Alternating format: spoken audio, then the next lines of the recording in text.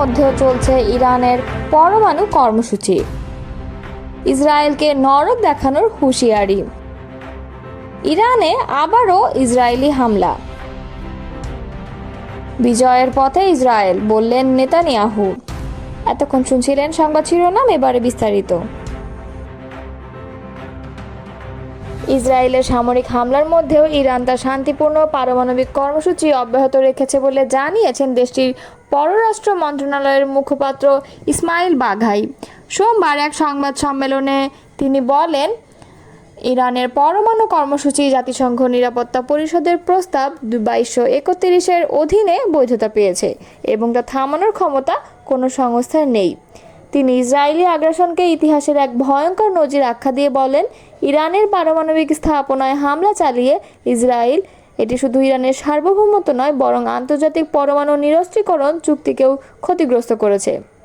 ইরানি মুখপাত্র বলেন, ইউরোপীয় দেশগুলোর উচিত এই হামলার বিরুদ্ধে জোরালো অবস্থান নেওয়া এবং ইসরায়েলের এ যুদ্ধাপরাধের নিন্দা জানানো। তিনি বলেন, ইরানের পারমাণবিক কার্যক্রম আন্তর্জাতিক আণবিক শক্তি সংস্থার কড়া পর্যবেক্ষণের আওতায় পরিচালিত হচ্ছে। এতে সন্দেহ বা শঙ্কার কোনো অবকাশ নেই। ইরানের পরমাণু কর্মসূচি এখনও জীবিত এবং তা থাকবে। আমাদের অধিকার কেউ কেড়ে নিতে পারবে না। এটি আন্তর্জাতিক স্বীকৃত একটি অধিকার। ইরানে অব্যাহত হামলার মধ্যে ইসরায়েলকে নরক দেখানোর হুঁশিয়ারি দিয়েছেন দেশটির পার্লামেন্ট স্পিকার মোহাম্মদ বাকের গালিবাফ। বলেছেন, ইরানের সশস্ত্র বাহিনী বর্বর শত্রু ইসরায়েলকে অসহায় করে ছাড়বে, কারণ এই শত্রু কোনো রেড লাইনের প্রতি শ্রদ্ধাশীল নয়। সোমবার পার্লামেন্টের এক উন্মুক্ত অধিবেশনে গালিবাফ এসব কথা বলেন। তার ভাষায়, গত কয়েক রাত ধরে যা ঘটেছে তা দখলদারের দুঃস্বপ্ন ও অপরাধীদের মধ্যে যে ভয় সৃষ্টি হয়েছে তা আগ্রাসনের জন্য অনুশোচনা ও শাস্তি না হওয়া পর্যন্ত চলতেই থাকবে। তিনি আরও বলেন, ইরানি বাহিনী শত্রুকে নরক উপহার দেবে এবং বিশ্ব তাদের দুর্দশা প্রত্যক্ষ করবে। গালিবাফ জোর দিয়ে বলেন, আমাদের সবাইকে বুঝতে হবে যে আমরা এখন এক ব্যতিক্রমী পরিস্থিতির মুখোমুখি।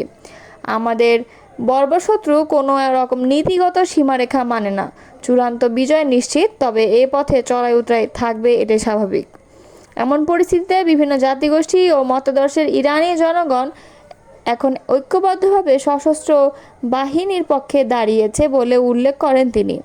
স্পিকার আরও বলেন, ইসলামী বিপ্লবী গার্ড বাহিনী ও সেনাবাহিনীর সর্বোচ্চ নেতা আয়াতুল্লাহ খামেনির দূরদর্শী নেতৃত্বে তাদের সামরিক ক্ষমতা ও দক্ষতা বিশ্বকে দেখিয়েছে। তারা ইসরায়েলি নিরাপত্তার মিথ ভেঙে দিয়েছে। তিনি এ সময় ঐক্যের আহ্বান জানিয়ে বলেন, শত্রুর হামলা একটি হাইব্রিড যুদ্ধের অংশ, যার কেন্দ্রে রয়েছে মনস্তাত্ত্বিক যুদ্ধ। বর্বর ইসরায়েলি শাসনের হুমকি আমাদের মধ্যে নতুন ঐক্য গড়ে তুলেছে। গালিবাফ জানান, শুক্রবার সন্ধ্যায় IRGC অপারেশন 2 প্রমিস 3 নামে প্রতিশোধমূলক অভিযান শুরু করে। এর কয়েক ঘন্টা আগে যুক্তরাষ্ট্রের সমর্থনে ইসরায়েল ইরানের পারমাণবিক কেন্দ্র, সামরিক অবকাঠামো এবং তেহরান সহ বিভিন্ন শহরের আবাসিক ভবনে ব্যাপক সামরিক হামলা চালায়। এ অভিযানের সূচনার আগে আয়াতুল্লাহ খামেনি এক টেলিভিশন ভাষণে বলেন, ইসরায়েলি শাসন ব্যবস্থা একটি নিকৃষ্ট শত্রু এবং ইসলামী প্রজাতন্ত্রের সশস্ত্র বাহিনীর প্রতিশোধের পর এটি অসহায় হয়ে পড়বে। এদিকে ইরানি সংবাদ সংস্থা তাসনিম জানিয়েছে, সোমবার বিকালেও ইরাক সীমান্তবর্তী ইলাম প্রদেশের মুসিয়ান শহরের পৌরসভার ফায়ার সার্ভিস ভবনে বর্বর হামলা চালানো হয়েছে। সংবাদ সংস্থা ফার্স জানিয়েছে, ওই অঞ্চলের একটি হাসপাতালেও বোমা বর্ষণ করা হয়েছে। দুটি সংবাদ মাধ্যমে ইরানের ইসলামী বিপ্লবী গার্ড বাহিনীর ঘনিষ্ঠ বলে পরিচিত। এদিকে হামলাকালে ইরানি বিমান প্রতিরক্ষা ব্যবস্থা ইসরায়েলের বেশ কয়েকটি ড্রোন গুলি করে ভূপতিত করেছে বলেও প্রতিবেদনে জানানো হয়। এই হামলার মধ্য দিয়ে ইরান ইসরায়েলের মধ্যকার পাল্টাপাল্টি হামলায় সংঘাত আরও চরমে পৌঁছেছে। তেহরান ও পশ্চিম ইরান জুড়ে বোমা হামলা এবং ক্ষেপণাস্ত্র হামলায় দেশটির নাগরিক অবকাঠামো ক্ষতিগ্রস্ত হওয়ার খবর আন্তর্জাতিক উদ্বেগ বাড়াচ্ছে। ইরানে আবার হামলা চালিয়েছে ইসরায়েল। দেশটির পূর্ব ও পশ্চিমাঞ্চলে এই হামলা চালানো হয়েছে। সোমবার ফার্স নিউজ এজেন্সির বরাতে আল জাজিরা এক প্রতিবেদনে এই তথ্য জানানো হয়েছে। ফার্স নিউজ এজেন্সি জানিয়েছে, পশ্চিম তেহরানের একটি সামরিক ঘাঁটিতে হামলা হয়েছে। ইসরায়েল এ অঞ্চলে সামরিক ঘাঁটিকে নিশানা করে হামলা চালিয়েছে। প্রতিবেদনে বলা হয়েছে, ইরানের গণমাধ্যমও পূর্বাঞ্চলে বিস্ফোরণের খবর জানিয়েছে। ইসরায়েলি সেনাবাহিনী রাজধানীর কিছু অংশে হুমকি দেওয়ার পর এই হামলা হয়েছে। এর আগে ইসরায়েলের প্রতিরক্ষা মন্ত্রী হুঁশিয়ারি দিয়ে বলেন তেহরানের বাসিন্দারা শিগগিরই এই হামলার মূল্য দেবে। ইসরায়েলি কর্তৃপক্ষ জানিয়েছে ইরান রাতভর 100টিরও কম ক্ষেপণাস্ত্র নিক্ষেপ করেছে, তবে এর মধ্যে মাত্র 7টি ইসরায়েলে আঘাত এনেছে। সামরিক এক মুখপাত্র জানান ইসরায়েল ইরানের ওপর আকাশে আধিপত্য অর্জন করেছে এবং ইরানের 1/3-এরও বেশি সারফেস টু সারফেস ক্ষেপণাস্ত্র ধ্বংস করেছে। রয়টার্স জানিয়েছে ইরানের ক্ষেপণাস্ত্র হামলায় এ পর্যন্ত ইসরায়েলে 24 জন নিহত হয়েছেন। নিহতদের সকলে বেসামরিক নাগরিক। অন্যদিকে ইসরায়েলের হামলায় ইরানে অন্তত 224 জন নিহত হয়েছেন।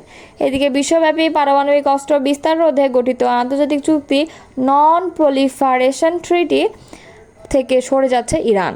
সোমবার দেশটির পররাষ্ট্র মন্ত্রণালয় জানিয়েছে এনপিটি চুক্তি থেকে বের হয়ে যাওয়ার চিন্তাভাবনা করছে তারা। ইসরায়েলের বিমান বাহিনী তেহরানের আকাশের পূর্ণ নিয়ন্ত্রণ নিয়েছে বলে দাবি করেছে দেশটির প্রধানমন্ত্রী বেঞ্জামিন নেতানিয়াহু।